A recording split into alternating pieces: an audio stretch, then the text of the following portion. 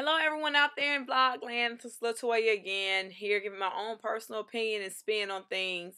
There are two things that are on my mind. First and foremost, we have to talk about the Shahs because they are a new show. And I vlogged about the first show, the first premiere show, which I loved. The second show, it was okay. I don't know.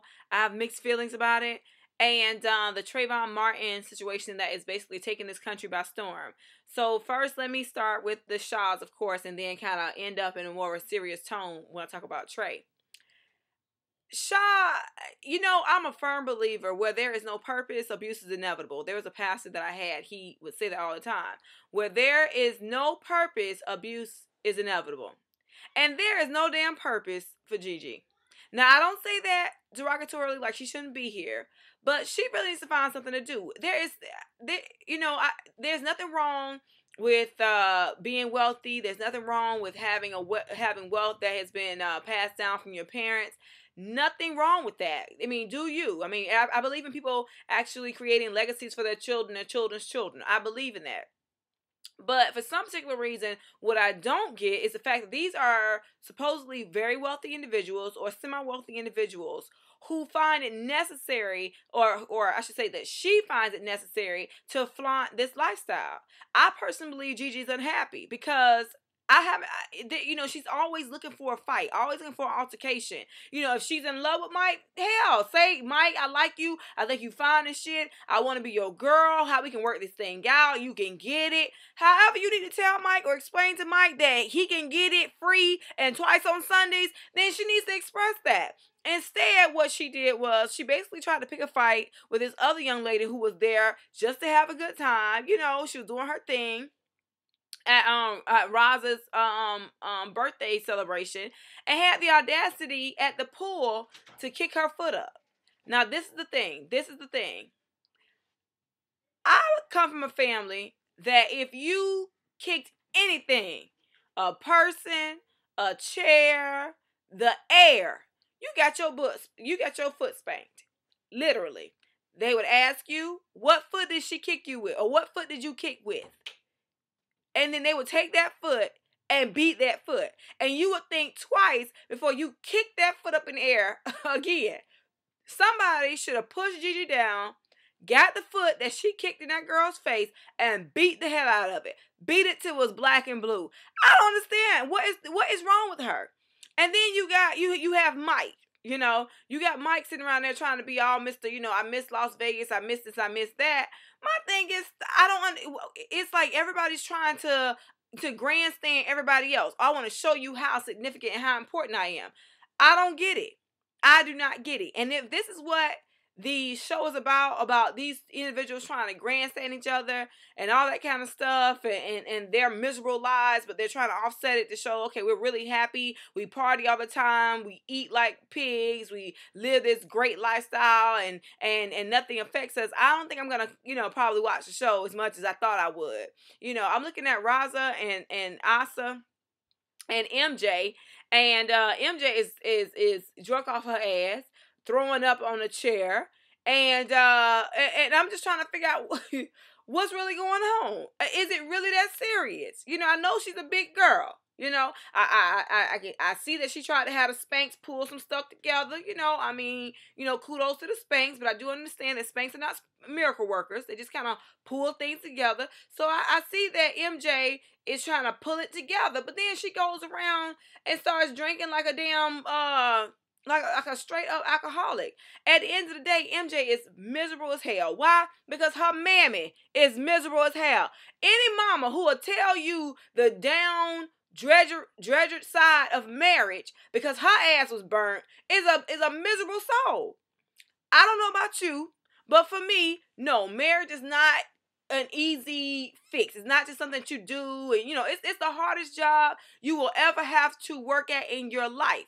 However, in my personal opinion, there is nothing like a man, and if one don't work out, please trust and believe there's another one around the corner who wants the opportunity. I don't understand. But instead of her mama going to find her a piece of happiness around the corner and trying to figure out who can save her life, because good head does save lives, she's going to try to put her daughter in a situation where, number one, she never wants to get married and she never wants children. How awful is that? I think the whole damn show, at the end of the day, based on the second episode, is pure foolishness. I mean, you know, at least with the Housewives, you had a couple of antagonists, you had a couple of things going on, but the only antagonist in this show is little old ass Gigi, who took a couple of karate classes, probably got her a pink and black belt somewhere, and believes that she can fight bullets like Superman. I don't get her. I don't understand. MJ's a damn alcoholic. Her mama was like a drag queen. Raza having himself a good old ass time because in his world he is the prettiest thing since sliced bread. And Asa, well, bless Asa's heart. Asa says she's her. Asa says she's Peruvian gangster. So, you know, she got the whole knuckle ring with my name on it type of thing. I really haven't figured out what Asa's thing is, but I do want her to thread them damn eyebrows. Now, just because you're trying to be, you know, unlike your Peruvian friends and all that kind of shit, you ain't got to walk around here with no damn little musket on your face. Tweeze them damn eyebrows.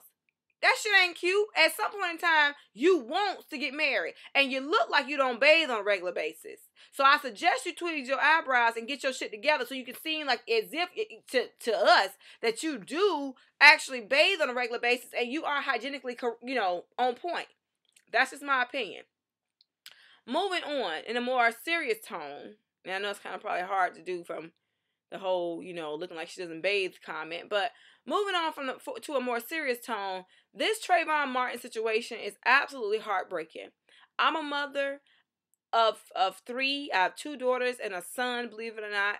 And I couldn't imagine getting my daughter, or my son, in this case my son, to the point where he's 17 years old, getting ready to start his second chapter in his life, finish high school, go to college, those type of things, and have those types of aspirations being snuffed away from him because some crazy, deranged, racist bastard thinks his life is worth nothing. You know, I mean, if I had a hoodie, I would wear it. I don't have a hoodie, I have a pillow.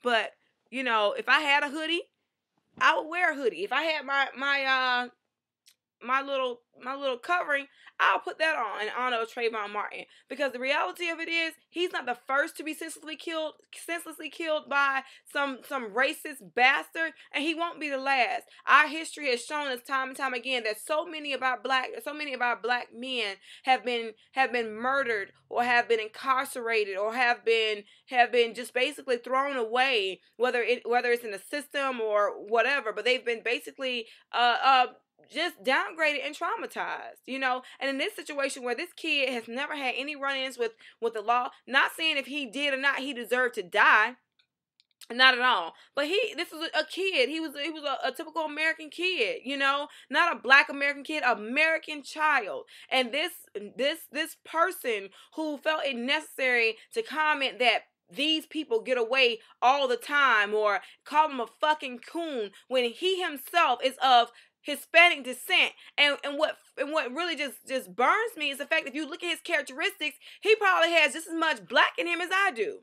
You know, my heart goes out to Trayvon's mother and father. They are really, really weathering the storm and are very strong right now. But I just ask that everybody pray for this couple, because at the end of the day, when all the fanfare has died down, when justice is finally served, and she is left alone to sit by herself to really grieve her son, the loss of her son, I really believe that it's really going to hit home for not just her, but the whole family. But it's going to really hit home for her. And that's where my heart bleeds for her, because I could not imagine as a mother losing a child. I could not imagine that at any age. So again, everybody pray for Trayvon Martin's mom and dad, and keep the fight going. You know, justice has to be served. Period.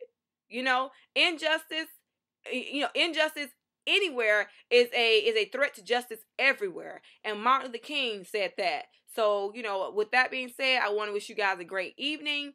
You know, just like I said, keep this thing going. Wear your hoodies, you know. And black men, stop giving people a reason. Stop giving society a reason to continue to rape you time and time again. Know who you are and act accordingly. Peace, guys.